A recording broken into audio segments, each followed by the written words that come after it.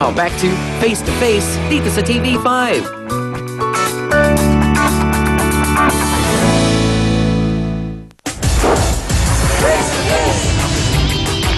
Abay, maswerte pa rin po si Nanay Linda dahil merong ate Annabel na nakakaunawa sa sitwasyon niya at sa nagiging pangyayari sa buhay ni Nanay Linda. Gano'n na ba kayo katagal na magkakilala? Matagal na po. Mga ilang taon?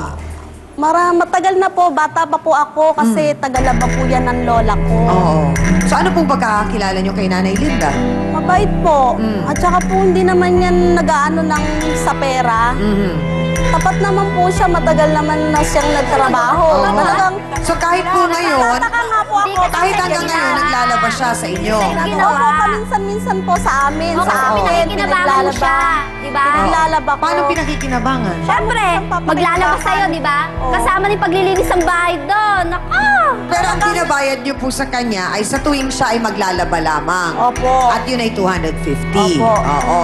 Bakit po? Bakit po ninyo piniling kasi po, tulungan ano eh. si Nanay Linda? Kasi po wala naman na siyang pamilya. Kumbaga, parang ano mo na lang sa kanya dahil may edad na siya, matanda na siya. Nakakaawa. Wala na nga pamilya, di dapat nagpakatino siya, hindi siya gumagawa ng diretsang kalokohan. tanong, Ate Annabel, ilang beses humingi sa'yo ng pang-abuloy si Nanay Linda? Ano po, maraming beses na rin naman siyang nanghingi. Mahigit sa 10? Opo, kasi Magkano ang inaabot po ninyo sa tuwing nanghihingi siya? po, 20 po, minsan po 50. Ang tanong ko po, Nanay Linda, kung ganyan pong napakabait na ni Ate Annabel sa inyo, bakit naman po ninyo nagagawa pa siyang lokohin? Ano nga po, pangangailangan lang nga po. Sobra na may pangangailangan mo. Mag-isa ka lang sa buhay, ang dami mong pangangailangan. Eh kung ikaw kayo mamatay, ganyan din kita. Ano mararamdaman mo ngayon? Siyempre, masakit. O masakit? Nararamdaman mong masakit? Oo. Nasasaktan ka sa ginawa mo? Hindi ka nasasaktan. Inis, galit at sama ng loob ang nararamdaman niya dahil buhay na raw siya. Pinanghihingi na siya ng abuloy. Narito, si Aling Purisa Reyes. Pasok!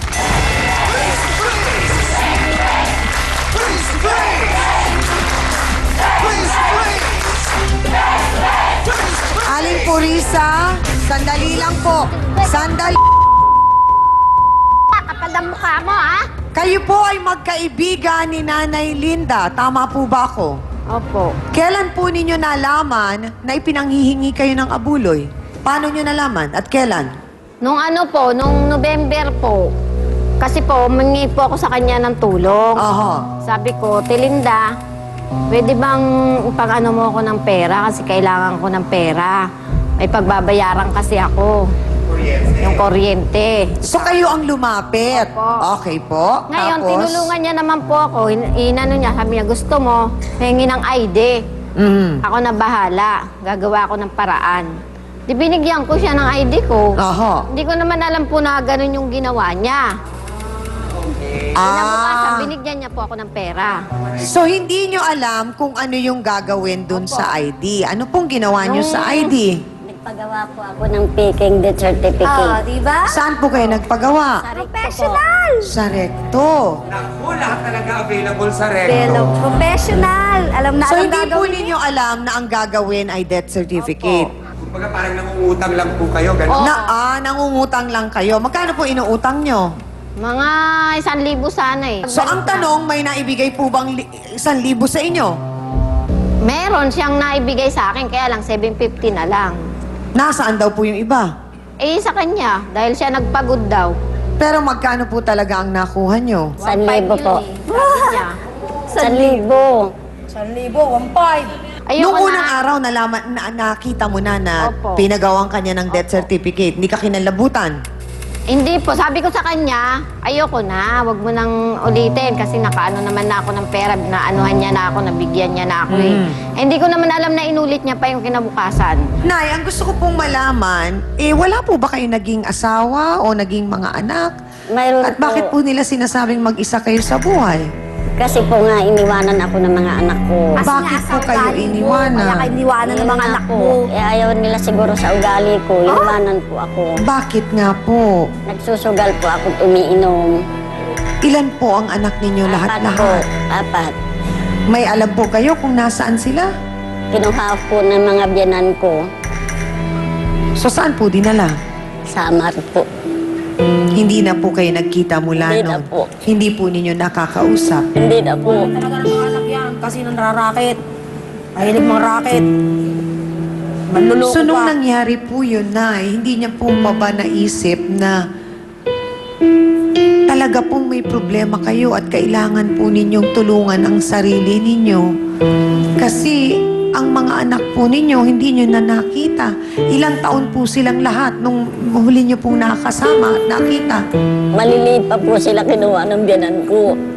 Yung panganay po ninyo, gaano? Katanda? Taon lang po. Yung bunso, Bali 8 taon pa lang po. so halos hindi na ho nila kayo kilala. Hindi po. Kasi nasira ang buhay niya nung namatay ang asawa niyan. Pinakamasakit ng pwedeng mangyari yun, ha? Ang mawala o mailayo ang mga anak sa kanilang ina.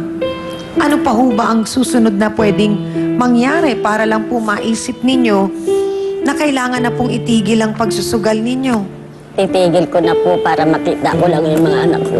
Ano po ang mga pangalan ng anak ninyo? Loida, Joanne, Joel, Angelica po. So, Loida, Babaya sa anak. Joanne, Joel, Angelica. 3 babae, Opo. isang lalaki. Opo. Nay, ang gusto nating malaman ngayon, kailan kaya magsisisi si Nanay Linda? Sisi, pag namatayan ka rin, doon mo mararamdaman kung anong nararamdaman naming mga namatayan. Kung anong nararamdaman ng mga niloko mo, doon mo mararamdaman pag sa'yo nangyari yun. Mabigat po sa puso ng isang ina ang iwan ng mga anak. At sabi nga ni Nanay, magbabago na raw siya para sa mga anak niya. Pero hindi ba dapat magbago siya para sa sarili niya muna? So sana po sa tulong ng ating trio tagapayo ay mas maliwanagan si Nanay Linda at sana nga magsimula na yung pagbabago na yon para sa kanyang sarili. Bakit naman ho magkakaroon kayo ng problema? Walang po ako ng asawa. Anong trabaho ng asawa mo? Ano lang po, contraction. O kung construction, hindi ka nagtatrabaho noon? May Naglalabada pa rin po. Kasal ba siya sa kanyang asawa? Hindi po. Sa palagay niya? Sa pagkaalam niya? Hindi. Hindi ko po alam. Sa makatuwid, nangyari sa kanya yun, yung nung mamatay ng asawa. O parang ano po, Ano bang trabaho ng asawa niya? Construction. Construction. Siya noon, anong trabaho niya? Yung buhay niya sa- Naglabandera po yan. Extra po sa Extra. Pero hindi pa siya... Hindi ba po yung ganyan eh? Sa ating pong mga bisita, higit kanino man po sa inyong lahat, talagang si Nanay Linda po ang nangangailangan ng tulong. Kung kaya talagang Attorney Ben, nakatutok po tayo sa kanya, hindi po ba? Tama po yun, Chang. Sabi nga nitong ni Marites, kung gusto niya, kung magbago lamang siya, handa pa kami na tulungan siya upang hanapin ang kanyang mga anak. At nagpapasalamat naman ako sa pag-unawa ninyo sa kalagayan nitong si Aling Linda. Kaya't sana pagkatapos ng programang ito, maunawaan ni Aling Linda yung malasakit ninyo.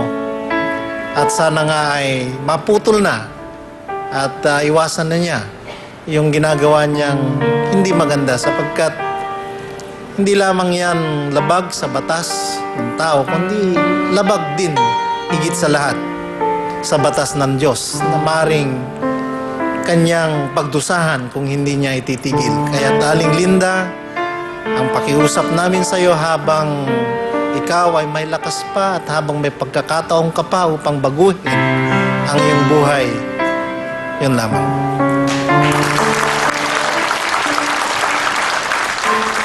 Alam niyo dito kay Aling Linda, magugulat kayo na may mga tao pala na pag namatayan, hindi nakakayanan kahit umaabot sa punto na 10 taon na nakakaraan, 15 taon na nakakaraan.